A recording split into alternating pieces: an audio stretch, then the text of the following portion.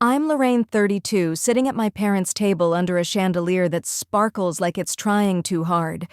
For years, I've been invisible next to my perfect sister. Tonight, one sentence cracks the air like a glass breaking, and something inside me shifts, though no one notices yet. The silverware glints like tiny spotlights on everyone but me. My chair is at the far end of the long, white-clothed table, where the gravy boat never quite reaches. Before I tell you what happened next, let me know where you're watching from in the comments, and if you've ever been underestimated, hit subscribe. You'll want to see where this goes. I smooth my napkin over my lap, trying to anchor myself. All around me, voices rise in warm laughter about Samantha's new condo and her big promotion. Mom waves a manicured hand, telling the cousins about the bonus check Sam just received. Dad fills crystal glasses with wine that costs more than my monthly groceries. My own glass holds only water. When I clear my throat to mention the compliance system I designed at work, Dad cuts across my words to ask Sam about her next case. The conversation flows around me like I'm a ghost at my own family's feast. At the center of the table, Sam glows under their attention, her hair perfectly highlighted, cheeks flushed with champagne. I catch fragments of praise destined for greatness, natural talent, such maturity at her age. I press my palm to my knee beneath the table, grounding myself. In my purse, a folder edges against my fingertips, full of numbers and receipts, silent proof of the part of the story no one here knows. Mom turns suddenly toward me with that bright smile she uses before offering helpful advice. If you'd finished that MBA instead of stopping at your bachelor's, you'd be further along by now. The words slide under my skin. I nod once, swallowing hard, thinking of the deferred acceptance letters and the savings account that has bled dry month after month. The chandelier hums above us. The smell of roasted turkey and cinnamon rolls mixes with the clatter of forks. "You're not even a woman compared to your sister," Mom says lightly, like a joke she expects me to take. The table chuckles a ripple of polite laughter that leaves me colder than silence. I sip my water and stare at the ripples in the glass. I've been here a dozen times before praise poured over Sam while I fade into the wallpaper. But something feels different tonight. My fingers curl tighter around the napkin knuckles, pale. My eyes lift, not to plead but to watch. The camera in my mind would catch the flicker there, a woman who has been quiet too long, holding a secret that could change the room. The clock on the mantel ticks steadily, each beat louder than the last. Under the table, my phone buzzes once, a notification from my bank app. Transfer confirmed. I press the screen dark again and fold my hands. From the outside, I'm still and polite. Inside, a tide is shifting. Steam rises from the mashed potatoes as they're passed from hand to hand, skipping me twice before Mom finally calls my name without looking up. I set the bowl down and fold my hands again. Across the table, Dad's cufflink catches the light as he raises his glass, already speaking over me. To Samantha, he says, beaming, the one who keeps us all together. Everyone clinks crystal, the sound like tiny bells. My water glass stays untouched. I glance at Sam. She blushes, murmuring that it's nothing, her eyes flicking away from mine. Her plate overflows with praise as easily as it does with food. I take a small bite of turkey gone cold, tasting nothing. The smell of cinnamon rolls from the kitchen hits a memory of Sunday dinners when I was a girl watching Dad carve meat, while Mom told me to wait my turn. Back then, I thought my turn would come. Tonight, I know better. Beneath the table, my foot taps a slow rhythm. In my purse, the folder presses against my hip like a pulse. Each page inside is a month of my life, a line on a spreadsheet, a choice deferred. I think of the MBA program still holding my place, of the apartment listings I scroll at midnight, then close again. All the quiet ways I've built a life around everyone else's emergencies. The chatter swells. An aunt laughs too loudly at a joke I didn't hear. Someone pours more wine. I reach for the rolls and stop halfway, watching Sam describe her new balcony view of downtown. Mom sighs dreamily. "You've always been so independent." A small, bitter laugh almost escapes me, but I swallow it with water. I press my palm flat on the tablecloth to steady myself. The fabric is soft, expensive, and smells faintly of bleach. My eyes lift just as Mom leans in for the final stroke. Family should support each other in times of recognition.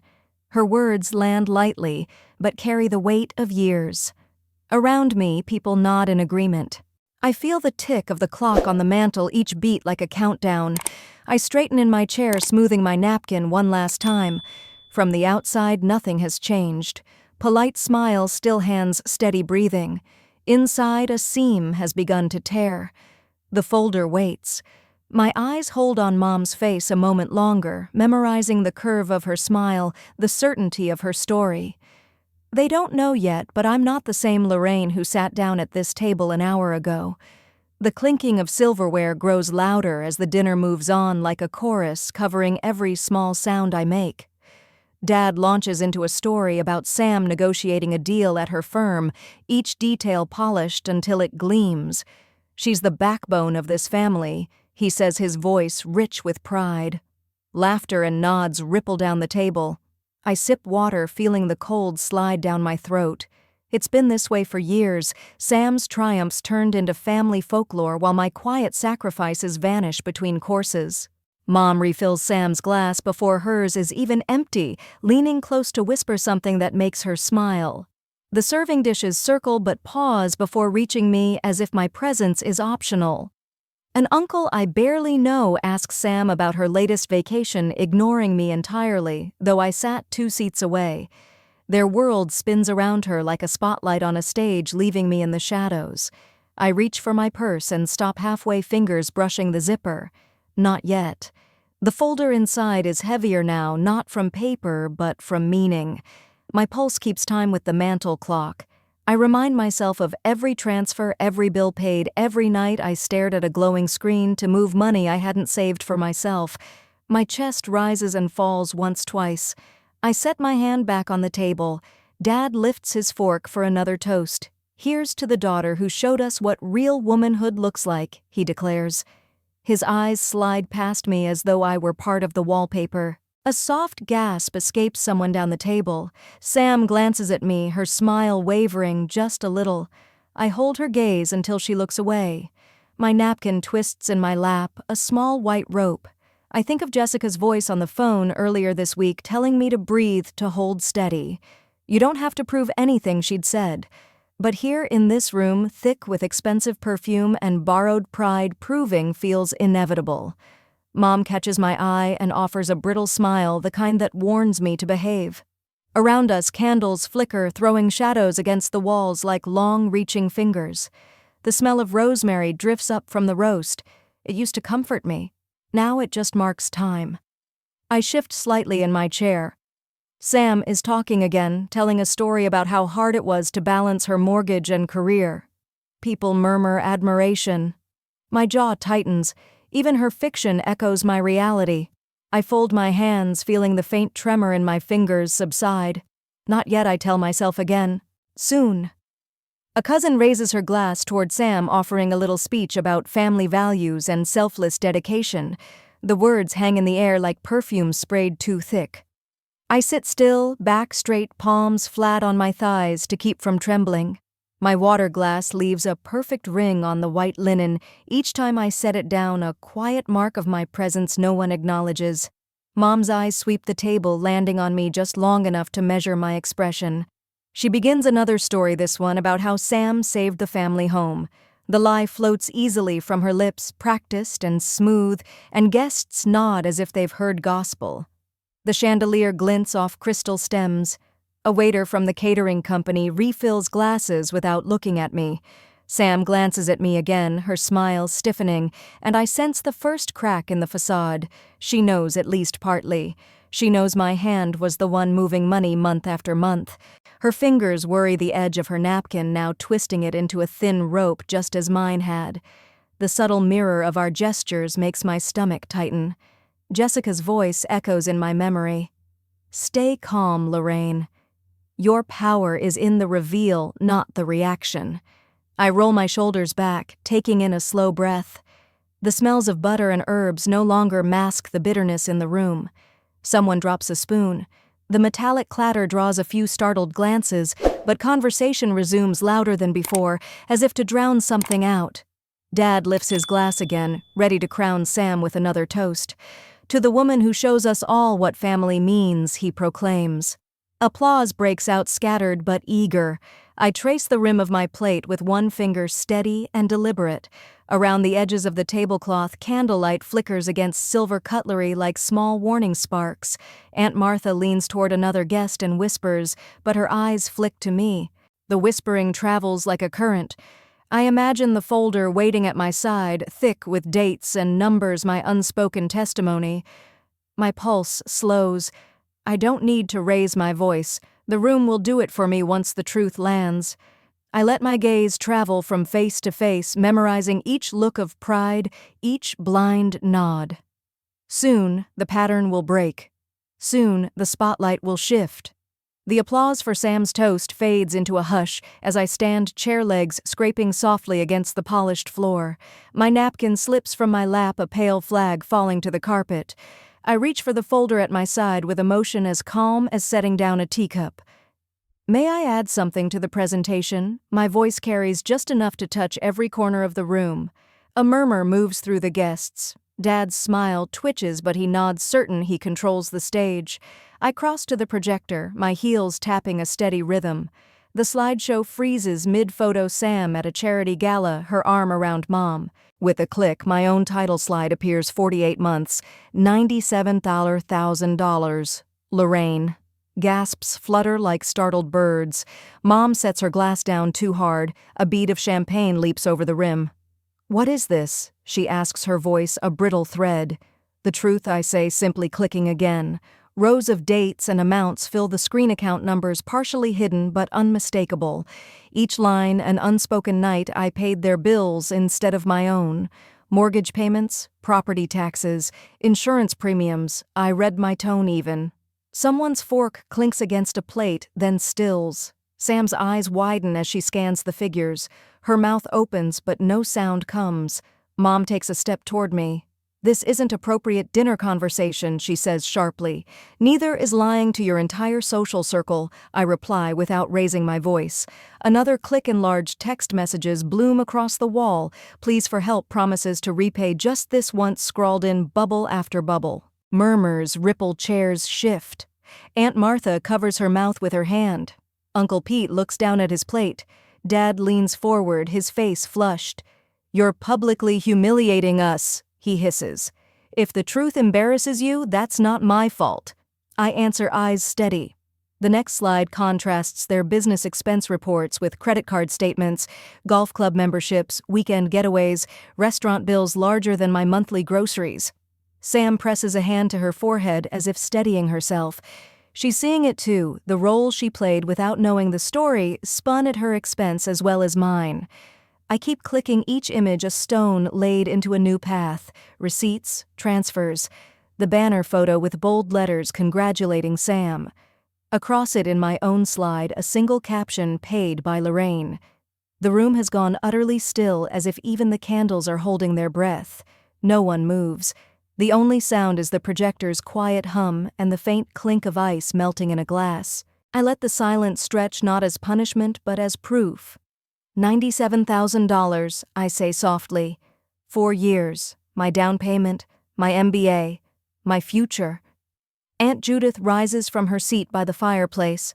For a heartbeat, I brace for her usual defense of my parents. Instead, she begins to clap, slow, deliberate. The sound echoes through the still room like a gavel. "It's about time someone told the truth in this family," she says, voice steady. 2 cousins nod recognition, flickering in their faces. Mom's lips tremble. "Family matters should stay private, Lorraine. This is inappropriate." Her words land weak like paper darts. I tilt my head slightly. "Private, like the banner on your house." Sam's chair scrapes back. She crosses the room and stands beside me. She doesn't speak. She doesn't need to. Her presence next to me is the loudest statement of all, the golden child and the invisible one shoulder to shoulder. Dad pushes away from the table, but no one follows. Eyes that once turned toward him for cues now stay fixed on the screen. I click to the final slide, the banner photo again this time, overlaid with every transfer confirmation stacked like bricks. The evidence fills the wall.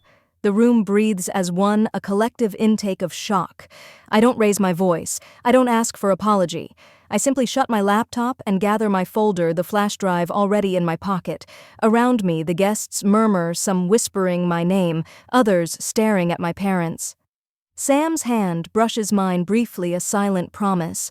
For the first time in years, I feel the weight shift off my shoulders and back where it belongs. I turn toward the door heels, soundless on the rug. Behind me, Dad calls my name once, not as a command, but as a question. I don't answer. I reach the threshold, pause, and glance back just long enough to see forks resting midair, champagne gone flat, and my parents framed by the very banner meant to erase me. Then I step out into the night air, cool and solid like the truth itself. 6 months after that night, Seattle's morning light pours through my condo's tall windows, washing everything in soft gold. The city hums below, ferries crossing Elliott Bay like slow-moving chess pieces. My coffee sits on the counter, steam curling upward. My phone buzzes with another text from Mom about managing without my support. I don't open it. Instead, I spoon honey into my tea and watch the Space Needle glint. Small luxuries no longer carry guilt. Across from me at the corner cafe, Sam sits with her lawyer's posture, relaxed hair pulled back in a plain ponytail. I still can't believe they showed up here with papers to add your name to the deed, she says, shaking her head. After everything. I smile faintly, watching a ferry dock. Their version of an apology, I suppose. She tilts her head. And you turned it down. Not a question, but a statement of respect. I nod. I already own my own home. What I need is respect, not a name on paper. 6 months since the truth shattered our family's foundation. 6 months of building not what was, but something honest. My phone vibrates again, this time with an industry newsletter. Anderson team wins Innovation Award for Compliance Solution. My team, my leadership. Sam notices my smile. Another win, she asks. I show her the screen. Vice President sounds good before my name, doesn't it? She laughs softly. Better than mortgage payer in secret. Later that evening, I lace up hiking boots while 3 friends wait by the door. No elaborate excuses about tight budgets. No mental math over gas money. Just 4 women heading to Mount Rainier because the wildflowers are blooming. As we drive, Tina glances back. Rachel asked about you again, she teases, wiggling her eyebrows. Heat creeps up my neck, nothing to do with embarrassment and everything to do with possibility. Dating without financial anxiety feels like breathing new air. On Tuesday, I stand before 20 young women at the community center's financial literacy workshop. Boundaries aren't selfish, I tell them, my voice steady with conviction earned through fire. They're the foundation of authentic relationships. A girl in the back raises her hand. But what if it's family? Especially then, I answer, meeting her eyes. Around the room, heads nod, pencils scribble, and I see pieces of my own younger self in their faces. When Sam returns in August, we cook pasta in my kitchen, tomato sauce bubbling, as Frank Sinatra croons from the speaker. Mom would have hovered, critiquing our technique. Tonight there's only laughter as Sam spills wine on my countertop. Remember when Mom would measure the pasta portions, she asks, twirling noodles onto her fork. 2 ounces for you, 3 for Dad, 1 for me, because actresses need to stay slim. I shake my head, smiling. And now look at us. I gesture to our heaping plates, rebels with carbs. We talk late into the night about childhood patterns we never questioned, about adult choices we're now making differently. I've been thinking about taking a real vacation, Sam says, not a networking trip disguised as relaxation, just joy. Where would you go, I ask? She corrects gently. Where would we go, sisters only? My throat tightens unexpectedly, but I nod. For the first time, the idea of a shared future feels like possibility instead of obligation. A year later, I open a new account, seed money for my niece's education. Not from duty, but from choice. At the community center, my financial boundaries workshop has doubled in size. Setting limits isn't about rejecting others, I explain to the class. It's about honoring yourself enough to bring your whole healthy self to relationships. Pen's scratch eyes lift, and I sense their quiet recognition. Evening finds me on my balcony watching sunset paint the Olympic mountains gold, then purple, then blue. No phone buzzing with financial emergencies, no mental calculations of what remains in my account. Just this moment, just me finally home in my own life.